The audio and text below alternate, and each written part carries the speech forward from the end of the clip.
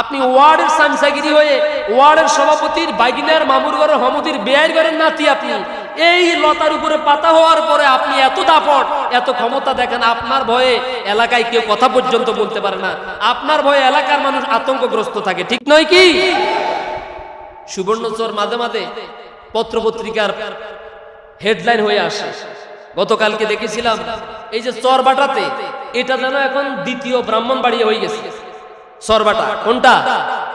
চরবাটা এখন দ্বিতীয় ব্রাহ্মণবাড়িয়া, যেখানে টেড়া ছাড়া কোনো মারামারি, সামান্য তুচ্ছ ঘটনাকে কেন্দ্র করে যেখানে হাতের মধ্যে অস্ত্র চলে আসে, চরবাটা এখন তেমনটা হয়ে গেছে।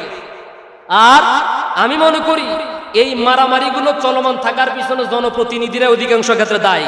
বলবেন হুজুর এটা কি জন্য বললেন? কারণ ওনারা এগুলা সহজে সমাজ মীমাংসা করেন না। কেন করেন না? কারণ করতে গেলে না জানি সামনের ভোটে আবার খাড়াইতে গেলে হেতে আবার আমারে নাই, আবার আরেকজনের ভোট দেয় কিনা। মনে কষ্ট নিচ্ছেন নাকি আপনারা? বিষয়টা এমনই।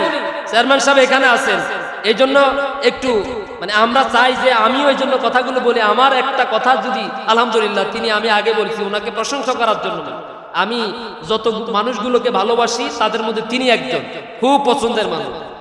আপনারা দোয়া করবেন আল্লাহ তাআলা যেন সুস্থ সুন্দরভাবে জনতার জন্য, জনতার কল্যাণে, দেশের কল্যাণে কাজ করা তৌফিক দান করেন। আমি একটা দাবি রাখবো যে আল্লাহ তাআলা যেন ওনাকে তৌফিক দান করেন, এই রাস্তাটা যেন অন্তত 1 বছরের মধ্যে একটা কিছু হয়। কি বলেন আপনারা? এইটাই, একজন মানুষ মারা গেলে, একজন জনপ্রতিনিধি মারা গেলে হাজার হাজার মানুষ, আমি দেখেছি এটা খুব জনবহুল একটা এলাকা, এখানে হাজার হাজার মানুষ বসবাস করে, কিন্তু ওই পরিমাণ এখানে রাস্তা একটা কিছু করা দরকার। তো অন্তত মারা গেলে অন্তত মানুষের হৃদয়ে যতটা মানুষ হাঁটবে, প্রত্যেকটা মানুষের কদম থেকে একটা একটা নেকি তার কবরে যাবে, ঠিক কিনা বলে?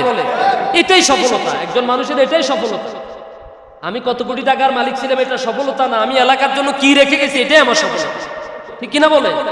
এই মাঝখান দিয়ে আমি মহোদয়ের কাছে এই অনুরোধটা রেখে গেলাম, যাতে করে আপনাদের একটা সুন্দর মসজিদ হয়েছে, এত হাজার হাজার মানুষ এলাকায় থাকেন, আল্লাহ তাআলা যেন এই রাস্তাটাকে আগামী 1 বছরের মধ্যে সুন্দরভাবে সম্পন্ন করা তৌফিক দান করেন বলি আমি।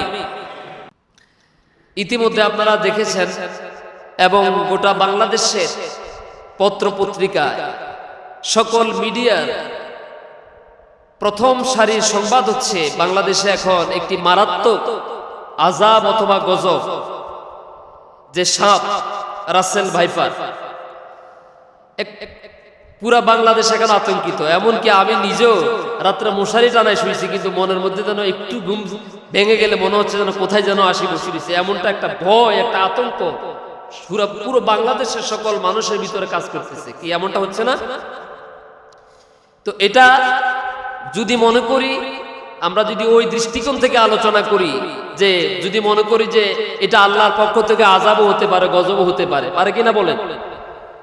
আদম আলাইহিস সালাম থেকে নিয়ে মুহাম্মদ সাল্লাল্লাহু আলাইহি সাল্লাম পর্যন্ত যত নবী এবং রাসূল পৃথিবীতে এসেছেন সত্যের দাওয়াত নিয়ে, দ্বীনের দাওয়াত নিয়ে, ইসলামের দাওয়াত নিয়ে, হকের দাওয়াত নিয়ে, আর প্রত্যেকটা জাতি যখন তার সম্প্রদায়ের নবীর সাথে বেয়াদবি করেছে, গাদ্দারি করেছে, আল্লাহর হুকুমের সাথে বৃদ্ধাঙ্গুলি দেখিয়ে নাফরমানি করেছে, নবীদেরকে ঘর ছাড়া করেছে, বাড়ি ছাড়া করেছে, সীমাহীন জুলুম করেছে, তখনই আল্লাহর পক্ষ থেকে কোরআনের আলোচনায় আমরা যেটা দেখতে পাই, তখনই আল্লাহর পক্ষ থেকে ওই জাতির উপর বিভিন্ন কীটপতঙ্গ, কাউকে পঙ্গপাল দিয়ে, কাউকে উকুন দিয়ে, কাউকে ব্যাঙ দিয়ে, এভাবে আবার কোন কোন জাতিকে মানুষ থেকে সরাসরি বানরে পরিণত করে দিয়ে এই সকল আযাব গজব দিয়ে তাদেরকে আল্লাহ দুনিয়া থেকে ধ্বংস করে দিয়েছেন। আবার কোন কোন জাতিকে কোন প্রাণী দিয়ে নয়, বিষাক্ত কোন পোকামাকড় দিয়ে নয়, কোন কোন জাতিকে সরাসরি আল্লাহ বাতাসের স্পিড দিয়ে, বাতাস দিয়ে জমিন থেকে নিশ্চিহ্ন করে দিয়েছেন। আপনারা একটা জাতির নাম শুনেছেন, কওমে লূত, অর্থাৎ লূত আলাইহিস সালামের কওম, লূত আলাইহিস সালামের জাতি। এই জাতি আল্লাহর পক্ষ থেকে নবীকে পাঠিয়ে আল্লাহ তাআলা যে দাওয়াত দিয়েছেন, সেই দাওয়াতকে উপেক্ষা করে এটা তো মানেই নেই, বরং তারা আরেকটা অবৈধ পন্থা অবলম্বন করেছে, পুরুষে পুরুষে বিয়ে, নারী নারীয়ে বিয়ে। এই অন্যায় কাজে যখন লূত আলাইহিস সালাম তাদেরকে বাধা দিয়েছেন, বলেছেন, কোরআন আল্লাহ তাআলা বলছেন যেখানে তোমাদের জন্য, পুরুষদের জন্য আল্লাহ নারীর ব্যবস্থা রেখেছেন, সেখানে তোমরা নারীদেরকে বাদ দিয়ে কেমন করে এমন ভিন্ন কাজ করো যে তোমরা পুরুষে দৈহিক সম্পর্কে জড়াও। তোমরা এখান থেকে নিবৃত অথবা বিরত না হলে আল্লাহর পক্ষ থেকে যেই কোনো মুহূর্তে আযাবে অথবা গজবে তোমরা পড়তে পারো। লূত আলাইহিস সালাম যখন তাদেরকে দাওয়াত দিয়েছেন, এই কাজ থেকে যখন বিরত রেখেছেন, জাতির লোকেরা উল্টা বলেছে, তুমি কি তোমার ওয়াজ বন্ধ করবে নাকি আমরা তোমার বিরুদ্ধে অ্যাকশনে যাব? জোরে কন্না নাউজুবিল্লাহ। লূত আলাইহিস সালাম কি নিজের থেকে বানিয়ে ওয়াজ করেছেন নাকি আল্লাহর শেখানো ওয়াজ বলেছেন?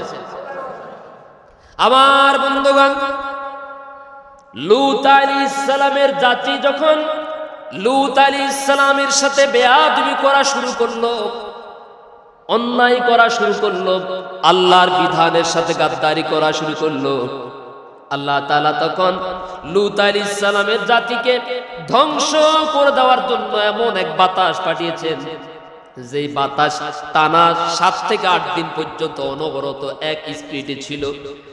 আর এমন ভাবে সে বাতাসের গতি আল্লাহ দিলেন, এখন আমাদের এই সময়ে যে বাতাস, যে ঝড়, যে তুফান আমরা দেখতে পাই, এই বাতাসের গতি সব সময় একই রকম থাকে না?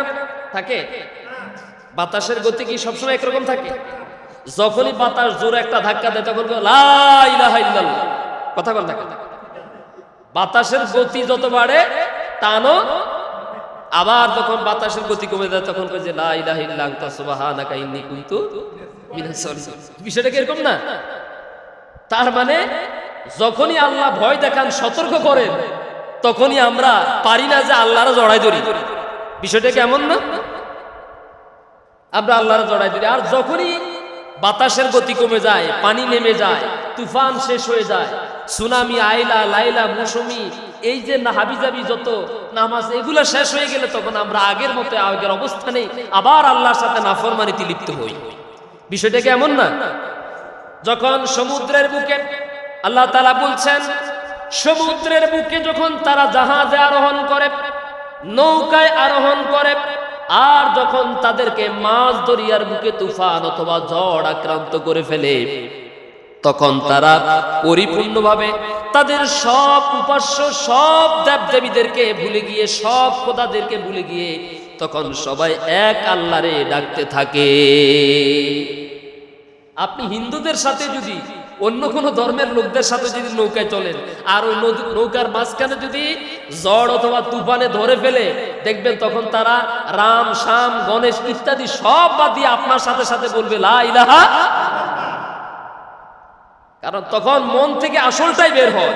আসলটাকে কোন গণেশ ঈশ্বর, কারণ ঈশ্বরের ঈশ্বরই আছে, কিন্তু আল্লাহর কোন আল্লাহত্রী নাই, বিধাতার বিধাত্রী আছে, আছে না নাই?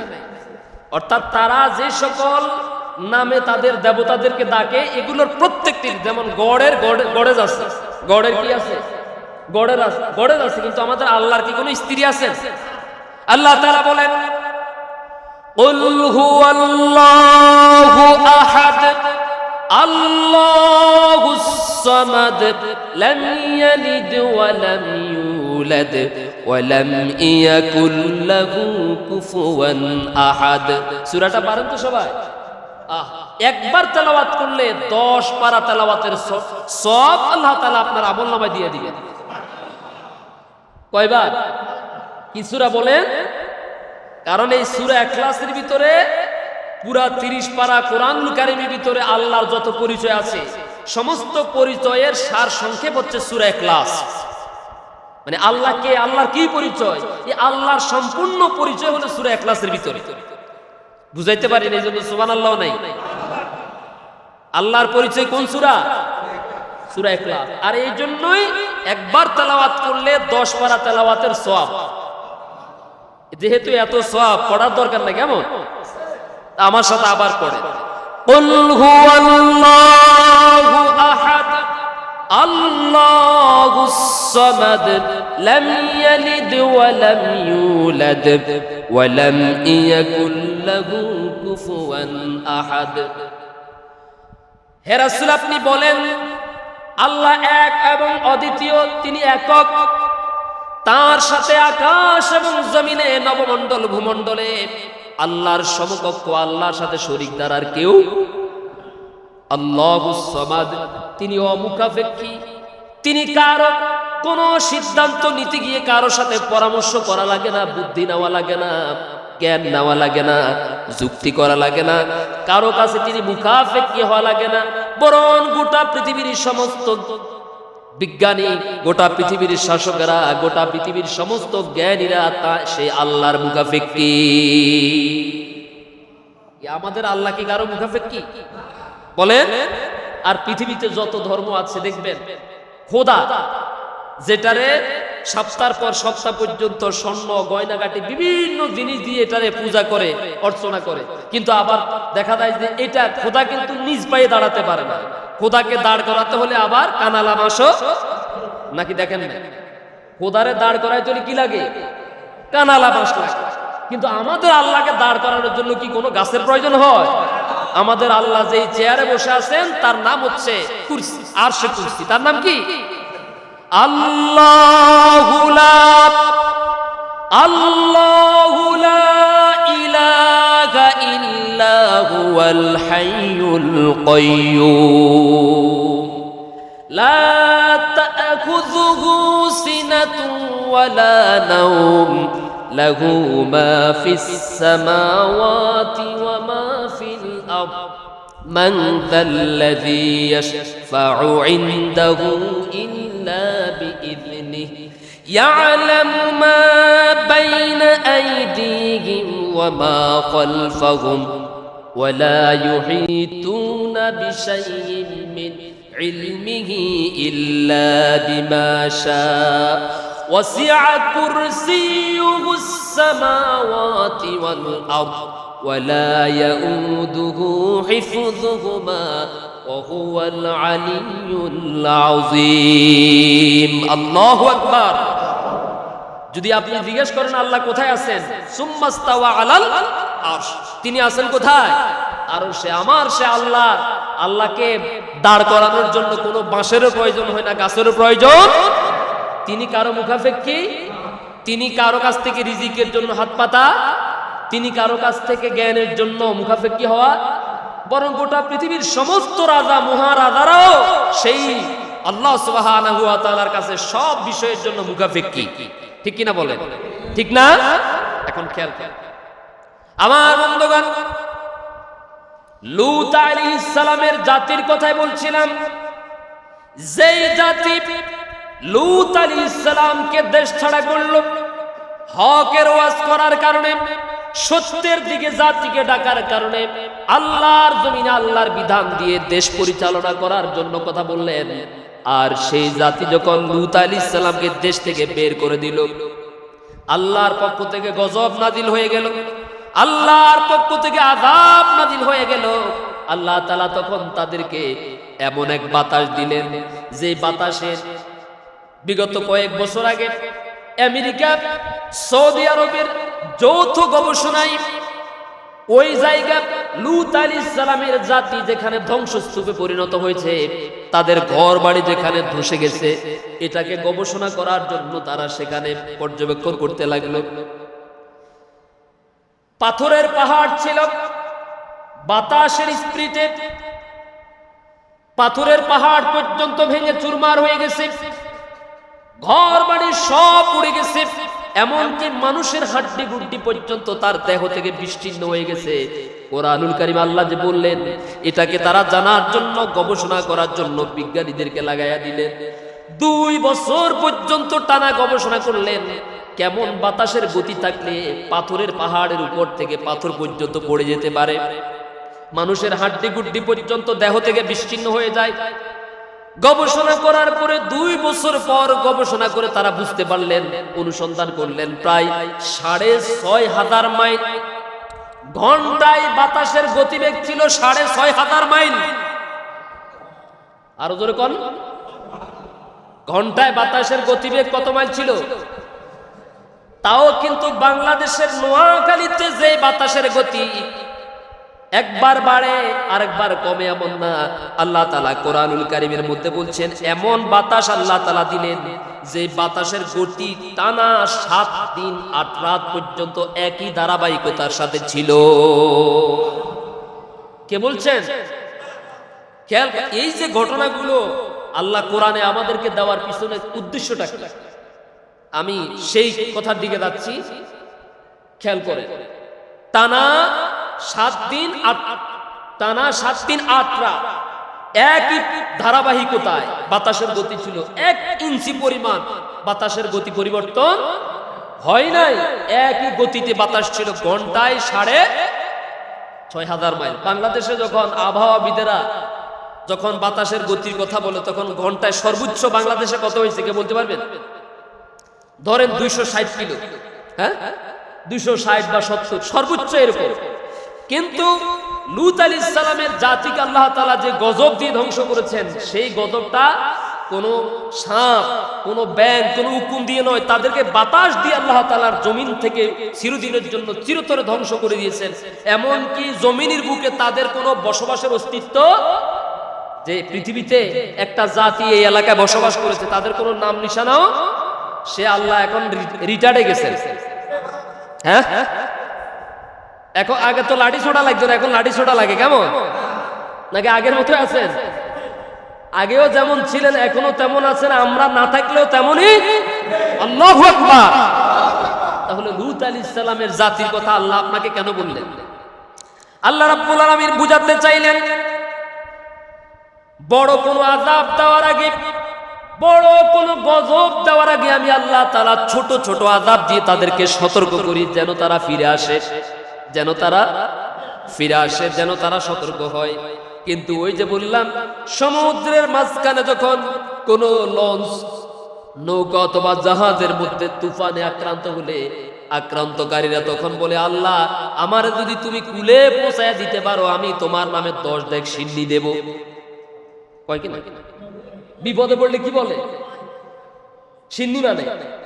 আর যখনই নৌকাটা আল্লাহ তাআলা কিনারায় পৌঁছে দেন তখন এলাকার লোকেরা বলে, ভাই তুমি না নদীর মাঝখানে থাকতে তুফানে আক্রান্ত হওয়ার পর 10 ডেক সিন্নির কথা বলেছো, কই সিন্নি তো দিলা না? কয় আল্লাহ আমারে ভয় দেখাইছে, আমি আল্লাহরে লোভ দেখাইছি। নাউজুবিল্লাহ তো মসজিদে বলি ভাই, নাউজুবিল্লাহ আউজুবিল্লাহ এগুলো সব মসজিদে বলি, কিন্তু মসজিদের বাইরে গেলে কুল্লু আলহামদুলিল্লাহ। বিষয়টা কি এমন না? দেখেন, এই রাসেল ভাইপার বিষাক্ত সাপ, এটা আমি তো মনে করি আমাদের জন্য আল্লাহর পক্ষ থেকে আযাব, আল্লাহর পক্ষ থেকে একটা গজব এক ধরনের, ঠিক কিনা বলে? তো আমি আগে বলে রাখি, রাসূল কারীম সাল্লাল্লাহু আলাইহি সাল্লাম আমাদেরকে একটা দোয়া শিখিয়েছেন, সেটা হচ্ছে যত বিষাক্ত পোকামাকড়ই হোক না কেন আপনি সকাল সন্ধ্যা এই দোয়াটা পড়বেন, আউযু বিকালিমাতিল্লাহি তাম্মাতি মিন শাররি মা খলাক, আউযু বিকালিমাতিল্লাহি তাম্মাতি মিন শাররি মা খলাক। হে আল্লাহ, আমি তোমার কাছ থেকে, তোমার কাছে সকল প্রকার বিষাক্ত পোকামাকড় থেকে আমি তোমার কাছে আশ্রয় চাই। এই সুন্নতটা হচ্ছে রাসূল কারীম সাল্লাল্লাহু আলাইহি ওয়াসাল্লামের। আপনি পড়তে থাকেন, মনে রাখবেন, হতাশ হওয়া যাবে না। হতাশ হওয়া, এই যে করোনা নামক এমন এক ভয়ঙ্কর মরণ ব্যাধি থেকে, এই ভাইরাস থেকে আমাদেরকে আল্লাহ তাআলা হেফাজত করেছেন। আমরা কি ভাবতে পেরেছি যে আবার এরকম একটা সুন্দর পরিবেশ তৈরি হবে? কল্পনা করেছেন? মনে হচ্ছে যেন এই তো শেষ হয়ে গেলাম। কিন্তু সে আল্লাহর কাছে আপনি যখন কেঁদেছেন, আমরা যখন কেঁদেছি, আল্লাহ তাআলা কি আমাদের উপর থেকে আযাবকে সরায় নেন নাই? নিছেন কিনা বলেন? এটা স্থায়ী না। যেই কোনো পরীক্ষা, যে কোনো আযাব, যে কোনো গজব, এটা স্থায়িত্ব বেশি দিন না। তবে আল্লাহ তাআলা বলছেন, আমি তাদেরকে বড় আযাবে দেওয়ার আগে, কঠিন আযাবে দেওয়ার আগে তাদেরকে ছোটখাটো পরীক্ষা দিয়ে, আযাব গজব দিয়ে সতর্ক করি, যাতে করে তারা অন্যায় রাস্তা থেকে ফিরে আসে। আপনাদের এলাকায় কি সুদখোর নাই? আছে না নাই? ঘুষখোর নাই? এই যদি এলাকায় কোনো সুদখোর থাকে, এই সুদখোরটাই হচ্ছে এলাকায় গজব আসার কারণ। প্রত্যেকটা এলাকার প্রত্যেকটি সুদখোর হচ্ছে আযাব গজব আসার। হয়তো অনেক কয়েকজনের চেহারা কালো হয়ে গেছে এখন। হুজুরকে দাওয়াত দিচ্ছি, সুন্দর সুন্দর ওয়াজ করবে, মাটির নিচের ওয়াজ করবে, পরকালের ওয়াজ করবে, আবার আমার ধরে টানাটানি বাজাইছে কিছু। আপনার চেহারা কালো হলে এটাই ঠিক কথা, কারণ আপনি যে পাপ করছেন এই পাপের চাইতে ভয়ঙ্কর পাপ পৃথিবীতে আর কিছু হতে পারে না, ঠিক নয় কি? আপনি যে পাপটা করছেন এই পাপের সর্বনিম্ন 70 নাম্বার গুনাহটা হচ্ছে আপনি আপনার মায়ের সাথে প্রতিদিন জেনায় লিপ্ত হচ্ছেন। যেই লোক তার মায়ের সাথে জেনায় লিপ্ত থাকে সেই এলাকাতে রহমত আসবে। বাইতুল মুকাররমের খতিবকে দিয়ে মসজিদ উদ্বোধন করাইলে এলাকা থেকে আযাব দূর হয়ে যাবে। কোন পীর সাহেবকে এনে দোয়া করাই দিলে আযাব গজব দূর হয়ে যাবে। পীর সাহেবকে এনে দোয়া করানোর পূর্বে এলাকা থেকে ওই অসভ্য লোকটাকে দূর করতে হবে, সে তার অসভ্যতা আমি দূর করতে হবে, অন্যায় ছাড়তে হবে, তাহলে গজব চলে যাবে, রহমত নাযিল হবে। ঠিক তেমনি ভাবে দেশের মধ্যে দুর্নীতি নাই, শুধু এক বেনজির এক আজিজে তো পুরা দেশে খাই ফেলাই দিচ্ছে, কথা কন। অতএব দেশের মধ্যে রহমত নাযিল হবে, গজব চলে যাবে, রাসেল ভাইপা থাকবে না, কোনো আযাব গজব থাকবে না। আগে এই আজিজকে এই বেনজিরকে ইসলামের আইনে দেশের কোটি কোটি মানুষের সামনে শাস্তি দিয়ে তারপরে তারা যেই সম্পদগুলো রাষ্ট্রের অন্যায়ভাবে ভোগ করেছে ঘুষ আর দুর্নীতির মাধ্যমে, এগুলো আদায় করেন, তাহলে দোয়া কাজে লাগবে। আর এরকম প্রত্যেকটা বেনজির প্রত্যেকটা আজিজ দেশের জন্য এক একটা করোনা ভাইরাসের চাইতে মারাত্মক গজব, ঠিক কিনা বলেন? তাহলে আমরা যদি আল্লাহর দিকে ফিরে আসি, আল্লাহও আমাদের দিকে, কথা কি বোঝা যায়? আপনি যদি আমাকে ভালোবাসেন আমিও তো আপনাকে ভালোবাসি, আমি আপনাকে সালাম দিলে তো আপনি আমার সালামের জবাবটা দিবেন নাকি? আমি যদি আপনাকে দেখে মুখটা বড় একেবারে বোম্বার মতো করে রাখি, আপনি কি আমার চেহারার দিকে তাকাবেন? কখনোই না। আপনি যদি আল্লাহর দিকে ফিরে আসেন প্রতিদিন 5 বার, কয়বার? আপনি যদি আল্লাহর দিকে ফিরে আসেন, কারণ এখানে ফিরে আসা ছাড়া আপনার কোনো, আপনি এখন আলোচনা খারাপ লাগুক আর ভালো লাগুক, আপনি মসজিদে আসেন আর নাই আসেন, পরিশেষে কিন্তু আল্লাহর দিকে আপনাকে আসতে হবে। আমাদের মূল ঠিকানা কোথায়? আল্লাহ। আমাদের মূল ঠিকানা কোথায়? আল্লাহর দিকে। আপনি যেখানে হাঁটেন, আমার কাছে সব থেকে কষ্ট লাগে যখন একজন মুসলমান নামাজ চলাকালীন সময়ে আজান হওয়ার পরে মসজিদের সামনে দিয়ে গাঁট মোটা করে গাদ্দারের মতো হেঁটে যায়। এর থেকে কষ্টকর, এর থেকে দুঃখের বিষয় আল্লাহর কাছে আর কিছু হতে পারে না, ঠিক না? আল্লাহর কাছে খুব কষ্ট লাগে যে ফজর থেকে জোহর পর্যন্ত আমি আল্লাহই তো তোরে বাঁচিয়ে রেখেছি। কে বাঁচাইছেন? তা আমার জন্য কি মনে চাই না আমি যে তোরে বাঁচাই রাখলাম? আমার জন্য কি তোর একটু মনটা একটু ঘামে না? আমার জন্য কি মনটা একটু নরম হয় না? একটু আবেগ জমে না যে আমি আল্লাহর একটু সেজদা দিতে তোর মনে চাই না? ইয়া আইয়ুহাল ইনসানু মা গররাকা বিরাব্বিকাল কারীম। আল্লাহ বলছেন, হে মানুষ, তোমাকে কিসে তোমার রবের পথ থেকে তোমাকে বিপথে তোমাকে সরাইয়া দিল, তোমাকে গোমরাহি করলো, কিসে তোমাকে তোমার রবের পথ থেকে দূরে সরাইয়া দিল? আল্লাহ নিজে প্রশংসা, আল্লাহ নিজে প্রশ্ন করেছেন। নামাজ পড়বেন তো ইনশাআল্লাহ? মসজিদ সুন্দর হয়েছে, আলহামদুলিল্লাহ নাকি নাউজুবিল্লাহ? এটা একটা নেয়ামত, এটা একটা কি? আমি প্রায় বলি যে আপনাদের এলাকায় এত সুন্দর একটা মসজিদ হয়েছে, এলাকায় যদি কেউ একটা ছেলেকে বিয়ে করাতে আসে, অন্তত মসজিদে যদি জোহরের নামাজটা পড়তে ঢুকে, মসজিদের সৌন্দর্য, মসজিদের এই যে সুন্দর পরিবেশ দেখে মনটা অর্ধেক কিন্তু ভালো হয়ে যাবে, আগাই যাবে, ঠিক না? হতে পারে না এরকম? কিন্তু মসজিদ যদি ভাঙ্গাচুরা হয়, দেখবে যে ফ্যান নাই, তারপরে গরমের জন্য বসা যায় না, ওখান দিয়ে পিঁপড়া, এখান দিয়ে পোকামাকড়, তখন কিন্তু ওই আর বাড়িতে যেতে চাইবে না, মসজিদ থেকে বলবে যে বাবা চলো, এখানে বিয়ে করার দরকার নেই, রাস্তাও খারাপ, মসজিদও খারাপ, তো আর বাড়ির যাই তো আর বাকিটা হারাবার দরকার না, চলো আমরা বিয়ে শাদীর দরকার না, আমরা অন্য জায়গায় সারাবো। তাহলে মসজিদটা সুন্দর হয়েছে, মসজিদে আলহামদুলিল্লাহ সুন্দর ব্যবস্থাপনা হয়েছে, এটার জন্য আলহামদুলিল্লাহ। কেমন? এটার জন্য কি? এখন মসজিদের জন্য কি দরকার? সবাই বলে মুসল্লি দরকার। আসবেন তো ইনশাআল্লাহ মসজিদে?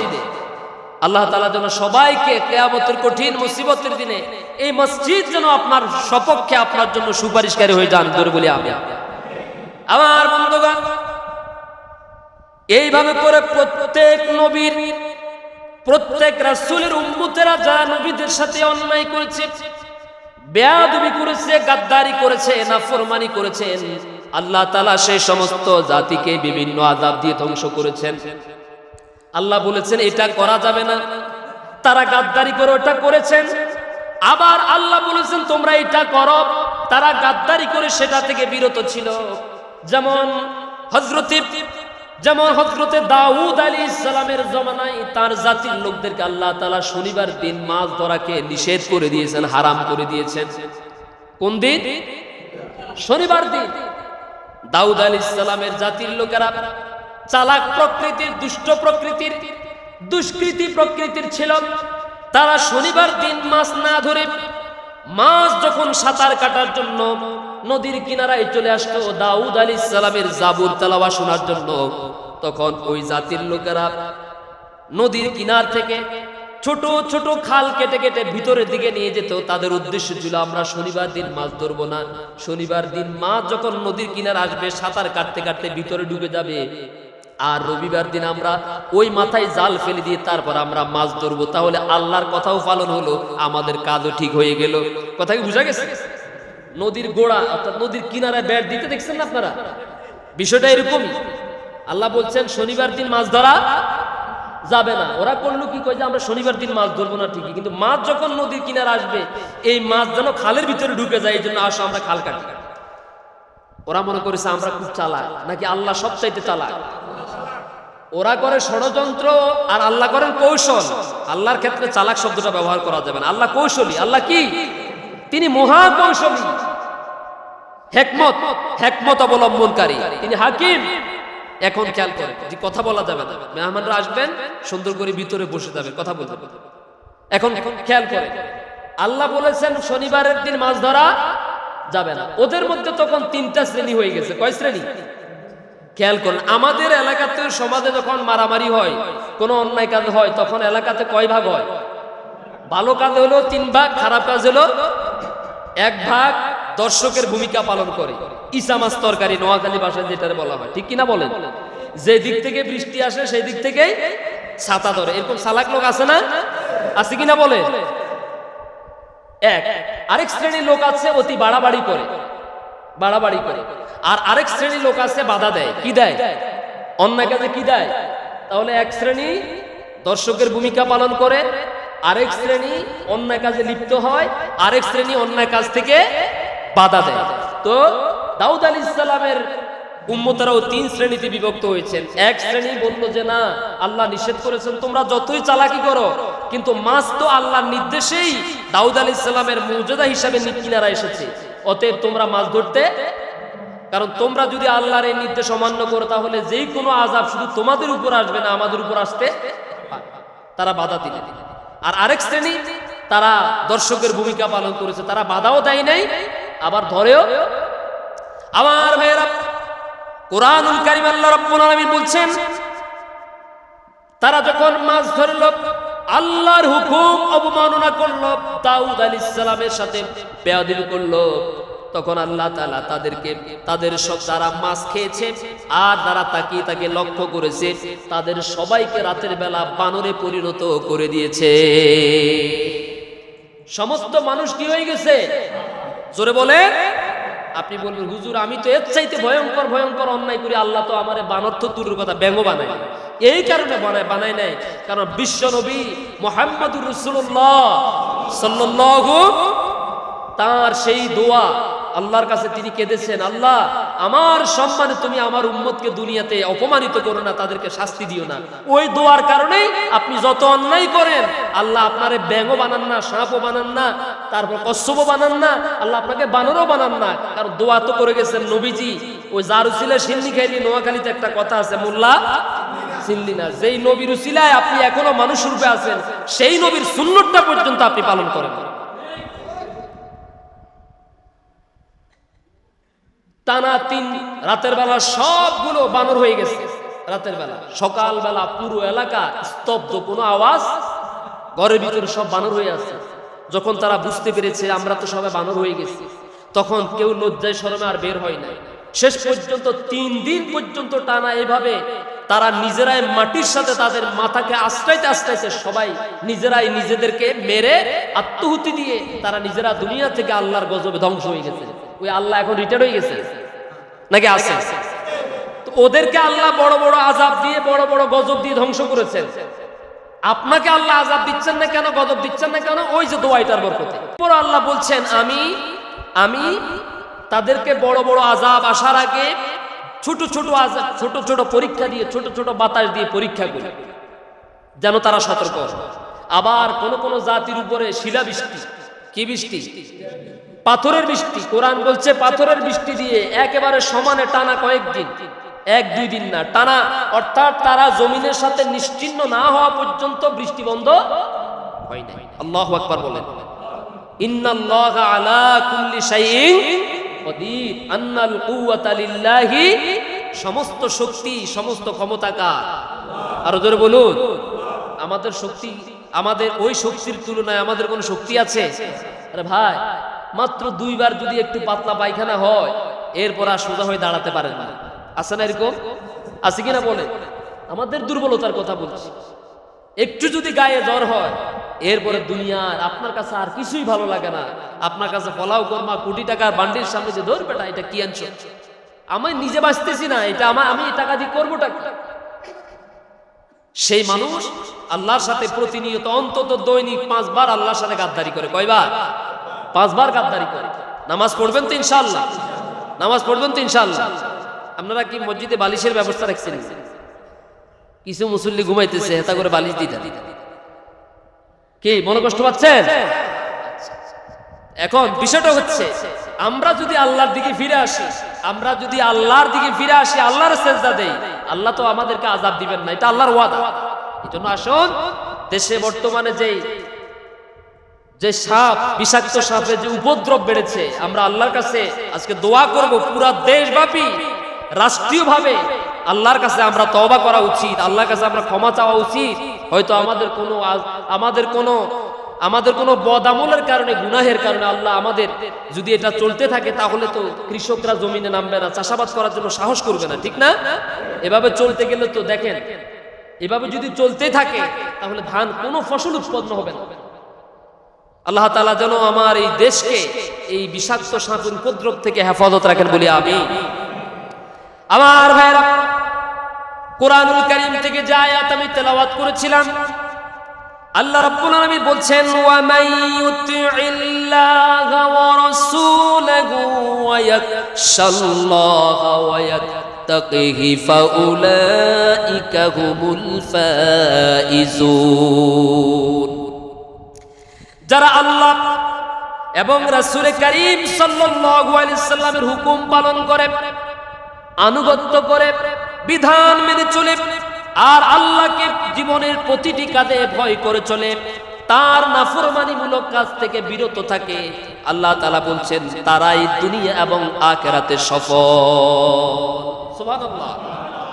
আল্লাহ এবং আল্লাহর রাসূলের বিধান দুনিয়াতে মানলে সফল, মানলে ফাইজুন, আর না মানলে খাসিরুন।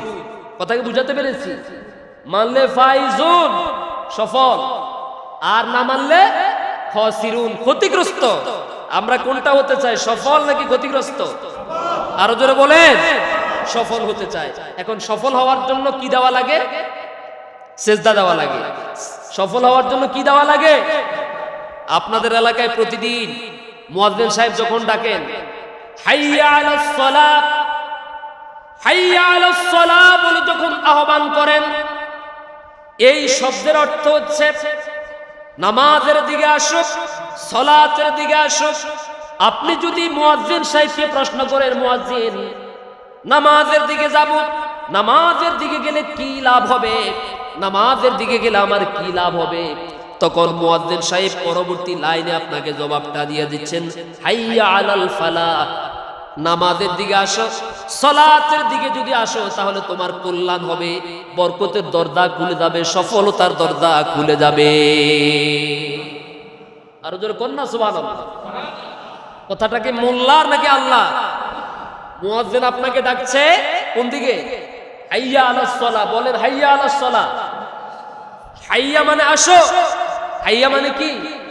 এই আশাটা, এই যে আসার জন্য নির্দেশ, ডাইরেক্ট আল্লাহর পক্ষ থেকে অর্ডার, হাইয়া আসো। এই আশাটা কি মুয়াজ্জিনের বাপের আদেশ নাকি আল্লাহ? শব্দটা বুঝেন ভালো করে। হাইয়া মানে আসো, মুয়াজ্জিন আপনাকে ডাকতেছে, আপনি তাকে বেতন দিয়েছেন, বেতন দিয়ে রেখেছেন এই জন্য, কিন্তু মূল কথাটা কি মুয়াজ্জিনের নাকি আল্লাহ?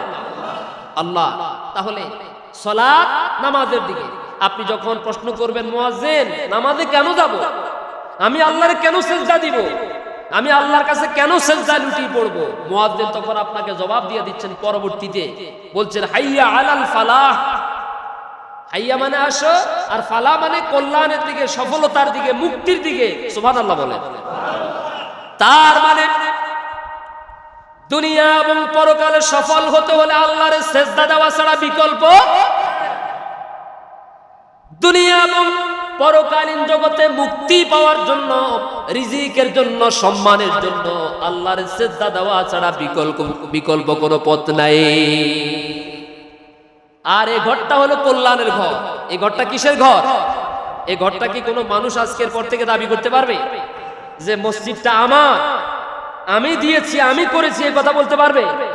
যদিও কেউ দিয়েছেন, অবশ্যই জায়গা দিয়েছেন কেউ না কেউ দাতা, ঠিক কিনা বলেন? কেউ না কেউ শ্রম দিয়েছেন, কেউ না কেউ ঘাম দিয়েছেন, কেউ না কেউ পরামর্শ দিয়েছেন, কেউ না কেউ অর্থ দিয়েছেন। দিয়েছেন কিনা বলেন? একমাত্র কার খুশির জন্য? আল্লাহর খুশির জন্য। এই আজকের পর থেকে, অথবা যেই দিন ওই যে ভাঙ্গা যে মসজিদটা ছিল, ওই ঘরটাও ছিল কার? পৃথিবীর কোন প্রান্তে যদি খেজুর পাতা দিয়ে একটা ঘরও দাঁড় করানো হয়, সেখানে যদি আল্লাহর কোনো বান্দা আল্লাহরে সেজদা দেয়, আর ওই যে মসজিদে নববী আর কাবা শরীফ, সেটাও আল্লাহর ঘর, যদিও এটা খেজুর পাতা দিয়ে ক্লার্ক ইউনিয়নের কোনো এক জায়গায় রাস্তার কিনারায় কেউ দাঁড় করাচ্ছে, ওই ঘরটাও কার? আল্লাহর ঘর। কথা কি বুঝাতে পেরেছি? তাহলে সফলতা অর্জন করতে হলে, সফলতা দেওয়ার যিনি মালিক, তার ঘরে আপনাকে আসা লাগবে। তার কাছে কি করা লাগবে? আসা লাগবে। সম্মানিত ভাইয়েরা আমার, দেখেন আল্লাহর আনুগত্য কিভাবে করতে হয়। নবমণ্ডল ভূমণ্ডলে যত সৃষ্টি আছে, যেখানে যা কিছু আছে, সামান্য মুহূর্তের জন্য কোন পৃথিবীর কোন প্রাণী, পৃথিবীর কোন জিনিস আল্লাহ সুবহানাহু ওয়া তাআলার বিরুদ্ধে, তার আদেশের বিরুদ্ধে সামান্য সময়ের জন্য তারা অবস্থান গ্রহণ করে না, শুধু মানুষেরাই করে, ঠিক নয় কি? দেখেন সরকার প্রত্যেক দেশে রাস্তা দিয়েছে, ট্রাফিক সিগন্যাল দিয়েছে, দিছে না? আপনি যখন কুমিল্লা বিশ্ব রোড উঠবেন, এই বিশ্ব রোডে উঠার পরে দেখবেন যে গাড়িগুলো এতটাই তীব্র গতিতে চলে, একটা যখন আরেকটাকে ক্রস করে শাঁ শাঁ করে একটা আওয়াজ হয় কিনা বলে? এই সামান্য 1 ইঞ্চি অথবা আধা ইঞ্চিও যদি একজন আরেকজনের গায়ের সাথে লেগে যায়, তাহলে মুহূর্তের মধ্যে শত শত যাত্রী খতম হয়ে যাবে। যাবে কিনা বলে? ওদের 2 বাসের মাঝখান দিয়ে, 2 গাড়ির মাঝখান দিয়ে সাদা একটা দাগ আছে না নাই? দেশের সরকার এই সাদা দাগটা কি জনগণের কল্যাণে দিয়েছেন নাকি অকল্যাণে দিয়েছেন? সবাই বলেন কল্যাণে দিয়েছেন। এখন জনগণ যদি মনে করে যে না, আমি আমার বাপের টাকা দিয়ে গাড়ি চালাই, সরকারের কথা শোনার আমার দরকার নাই, আমি 1 ইঞ্চি একটু ডাইনি চাবি চালাই, তাহলে যখন ক্ষতিটা হবে তখন কি ক্ষতিটা শুধু সরকার হবে নাকি যিনি গাদ্দারি করেছেন তার হবে? আগে ক্ষতিটা হবে তার, সরকারের কিচ্ছু হবে না। বরং যদি 100 জন মারা যায় তাহলে জনসংখ্যা একটু কমছে, ঠিক কিনা বলেন? এখন আমি দেখেন তাম নবমণ্ডল ভূমণ্ডলের সব জায়গায় সকল সৃষ্টি, ইচ্ছাই হোক আর অনিচ্ছাই হোক, আল্লাহ সুবহানাহু ওয়া তাআলার আইন মানে, বিধান মানে, হুকুম মানে। আশরাফুল মাখলুকাত মানুষকে আল্লাহ তাআলা সম্মানিত করে সৃষ্টি করেছেন। এতটা সম্মান, এতটা মর্যাদা দেওয়ার পরেও তারা আল্লাহ রাব্বুল আলামিনের বিধানকে প্রতিনিয়ত অবমাননা করে না? করে কিনা বলেন? আপনি কি অস্বীকার করতে পারবেন? আজকে ফজরের নামাজ পড়েন না মানে আজকে আপনি আল্লাহর সাথে একটা গাদ্দারি করেছেন। জোহরের নামাজ পড়বেন না, জুমার নামাজ পড়বেন না, আরেকটা গাদ্দারি করেছেন। আসরের নামাজ পড়বেন না, আরেকটা গাদ্দারি করেছেন। মাগরিব পড়বেন না, আরেকটা গাদ্দারি করেছেন। এশার নামাজ পড়বেন না, আরেকটা নাফরমানি করেছেন। আর রাতের বেলা যদি মারা যান, আপনার চাইতে বড় ডাকাত, আপনার চাইতে বড় নাফরমান আর পৃথিবী থেকে হতে আপনি খাইলেন কার? কথা বলেন, অস্বীকার করতে পারবেন? এই যে একটু আগে বললাম রাসেল ভাইপার, মাটির উপরে একটা সাপের ভয়ে পুরা বাংলাদেশ কাইট হয়ে গেছে। পেপার পত্রিকায় সংবাদ মিডিয়াতে এখন শুধু এই সাপ ছাড়া কোনো খবর। যদি দুনিয়ার বুকে জমিনের উপরে আপনি একটা সাপের ভয়ে এভাবে আতঙ্কগ্রস্ত থাকেন, রাতের বেলা মশারি টানিয়ে ঘোর গাই দেওয়ার পরেও আপনি ঘুমাইতেছেন না, বাবারে কোন জায়গা দিলেন হেতে আসি বসি দিছি। যদি এই ভয় করেন মাটির উপরে, আর বেনামাজিগুলো মারা গেলে ওদের কবরে তো কোনো আযাব হবে না। মাত্র 2-3 জনে বলছেন কবরে তো কোনো আযাব হবে না। বেনামাজিদের জন্য পোলাও কোরমা, এরপরে বড় বড় হোটেল থেকে বড় বড় মোগলাই, তারপরে চা পানি দেওয়া হবে। কেমন যে খাও তোমরা, দুনিয়াতে খুব বেনামাজি ছিল, আসো আমাদের পক্ষ থেকে আমাদের পক্ষ থেকে তোমাদের জন্য সামান্য আপ্যায়ন। এমন কোন ব্যবস্থা আছে?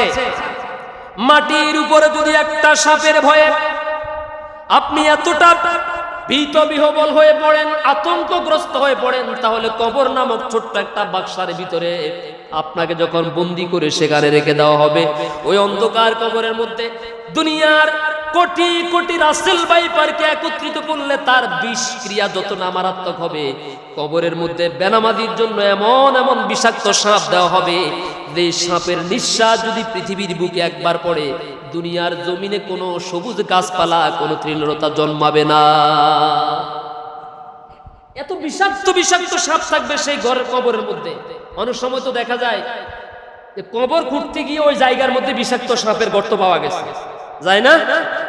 আপনি কি মনে করেন, আমি কয়েকদিন আগে দেখেছিলাম যে দুবাইতে যে বুর্জ আল খলিফা যে টাওয়ার, পৃথিবী বিখ্যাত টাওয়ার, ম্যাগের উপরেও কয়েক তালা আছে।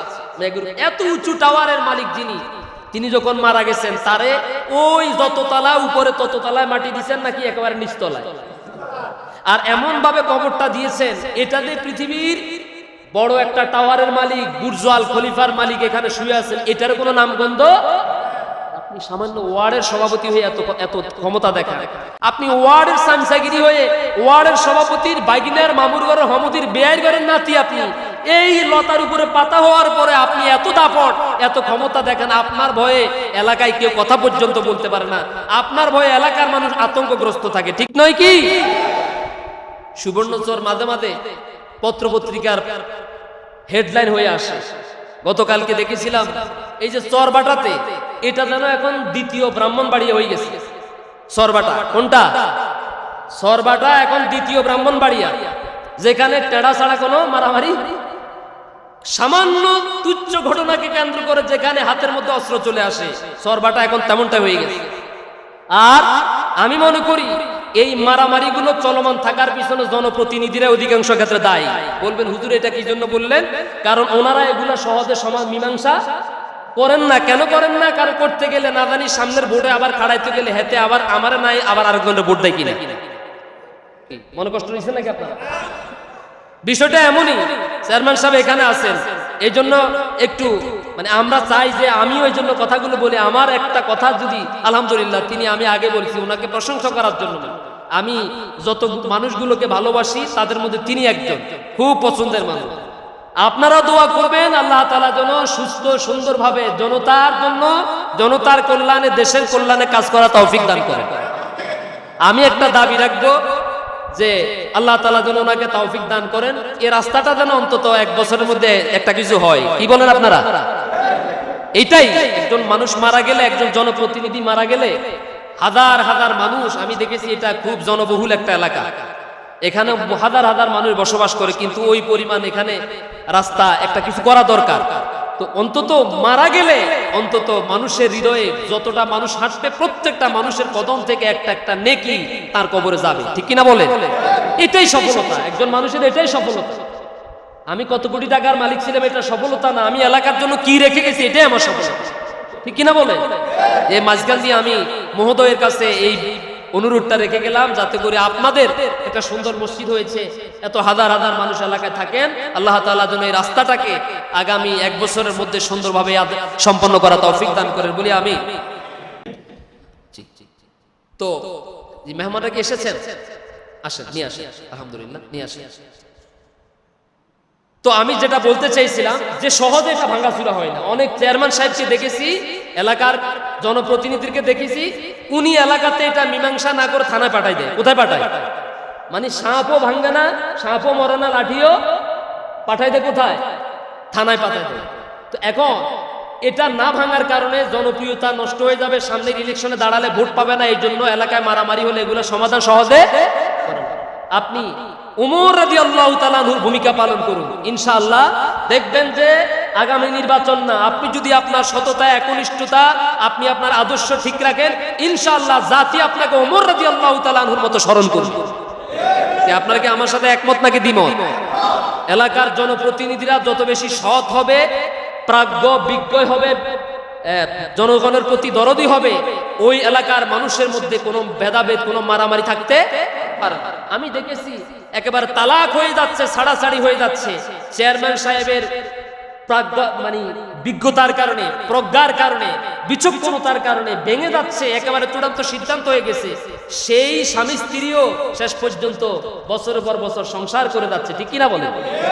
কিন্তু আবার এই সুবর্ণচরের ভিতরেও আমি আগে, এখন নাই, কিন্তু ওনারা আগে হয়তো ওই যে দোনো পার্টি থেকে, মানে তালাক হওয়ার পরে যে টাকাগুলো নিত পাত্রপক্ষের কাছ থেকে, ওই টাকাগুলো আর পাত্রীকে মেয়েকে দেওয়া, এগুলো ওনার পকেটে থেকে যেত। আছে না নাই? আছে না নাই? আসুন, আমি আমার মূল কথা যেটা বলতে চাইছি, আমরা নিঃশেষ নিঃশ্বাস থাকা পর্যন্ত আল্লাহ এবং রাসূল সাল্লাল্লাহু আলাইহি সাল্লামের আনুগত্য করব, হুকুম মানব, বিধান মানব। আল্লাহ সুবহানাহু ওয়া তাআলাও আমাদের উপর থেকে আযাব গজবগুলো সরিয়ে নেবেন। আল্লাহ তাআলা আমাদের সবাইকে সুস্থতার সাথে হায়াত দারাজ করুন, সকলে বলি আমিন। এই মসজিদের জন্য যারা শ্রম দিয়েছেন, পরিশ্রম করেছেন, অর্থ দিয়েছেন, বুদ্ধি দিয়েছেন, বিশেষ করে যারা নির্মাণের জন্য সর্বাত্মক প্রচেষ্টা করেছেন, মেহমানবৃন্দ এসেছেন, এলাকাবাসীর পক্ষ থেকে তাদেরকে আন্তরিক মোবারকবাদ জানাই, দোয়া করি আল্লাহ তাআলা যেন তাদেরকে দুনিয়া আখিরাতে এর উত্তম জাযা দান করেন বলি আমিন। তো আমি আমার আলোচনা ছেড়ে দিচ্ছি, আলহামদুলিল্লাহ। মেহমানরা একটু আপনাদের সামনে কথা বলবেন হয়তো। হাযা মা ইনদি ওয়াল ইলমু ইনদাল্লাহ আলাইহি তাওয়াক্কালতু ওয়া ইলাইহি উনীব। আসসালামু আলাইকুম ওয়া রাহমাতুল্লাহি ওয়া বারাকাতুহু।